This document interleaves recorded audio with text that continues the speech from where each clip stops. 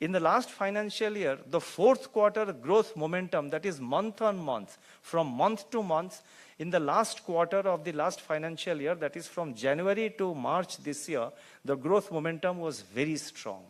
And in the first quarter of this financial year, that is from April till now, almost we are at the end of June, the momentum continues to be strong. And there is absolutely no reason, I find no reason why the momentum should slow down. In fact, our analysis shows that the momentum could even be higher.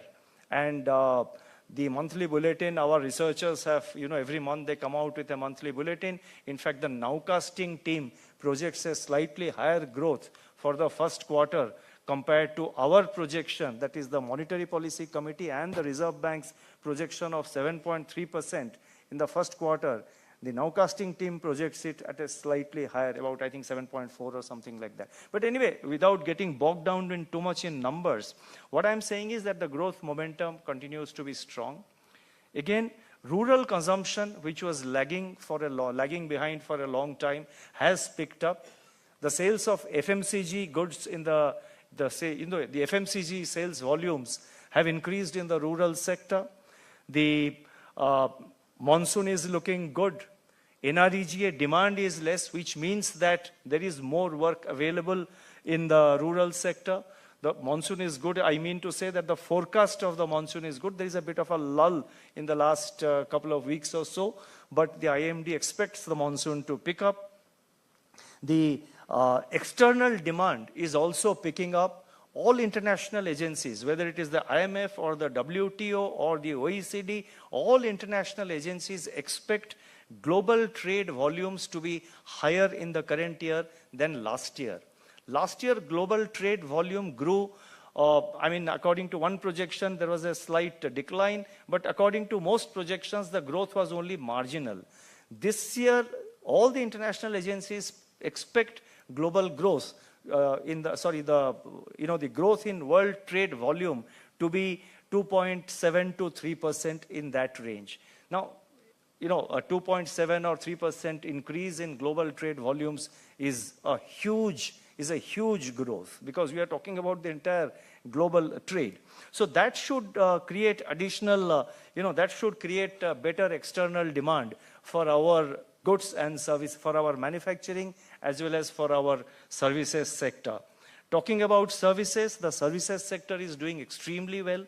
Our services exports remain very strong. They were very strong last year. The momentum continues even this year.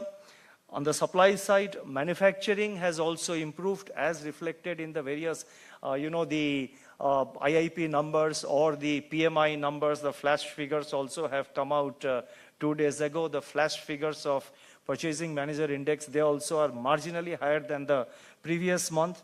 And the private sector capex is now picking up. There is clear evidence of private sector capex now picking up. Government capital expenditure has sustained the growth story over the last 3 years in the post-COVID period. Now the private sector investment is picking up in specific sectors, for example, in cement, steel, all the sectors, most of the sectors associated with infrastructure are seeing that growth. Now, to sum up what India has been experiencing and what India needs in the future is a growth that is driven by multiple sectors.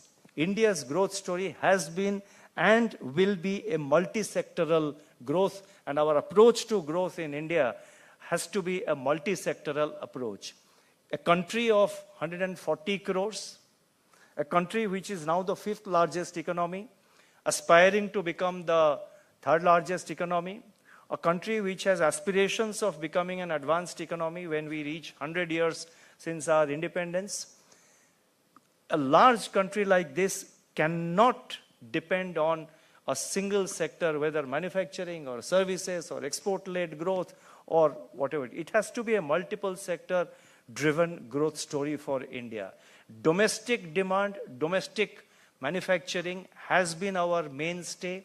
Services sector has been picking up in the recent years, and in agriculture sector, its share has been coming down, but agriculture sector, the lot of achievements have been done, but I think there is still a lot of work to be done in the agricultural sector, especially with regard to improvement of the supply chains and the value chain framework. But I think overall the agriculture in India has become in the recent years much more climate resilient than what it was, let's say, about 10 or 20 years ago.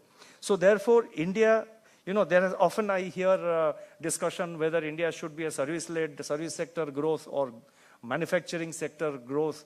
Now, I'm not joining issue with all that debate which goes on. What I'm saying is a large economy like India, the growth story has to be sustained by multiple sectors. Now, in this kind of scenario, what is the Reserve Bank's role and what the role the Reserve Bank, being the central bank, is expected to play and what role the Reserve Bank has been playing? Now, as you know, and it was mentioned, thank you for mentioning it, I think the Reserve Bank has enabled the country's financial sector. We have facilitated the country's financial sector to navigate through the multiple crises which we saw in the last 4 years, starting with COVID, the commencement of the Ukraine war, the financial sector volatility, the oil prices, the crude oil and the commodity prices, volatility, ups and downs, and the synchronized monetary policy tightening by the central banks across the world. So the international economic, the global economy has gone through multiple crises over the last few years.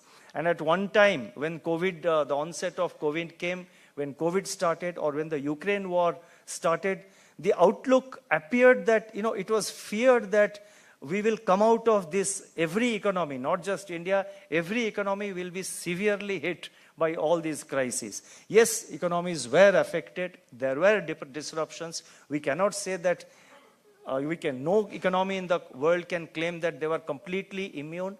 But what is unique and what is important in the case of India is that India's economy and India's financial sector have come out much stronger than they were before we enter the period of COVID, or before we entered these 4 years of a crisis for one after the other. In fact, there was overlapping of this crisis also. In this environment, this was possible because of several authorities are involved. No individual authority can take full credit for it. In any case, we are not in the game of trying to take credit.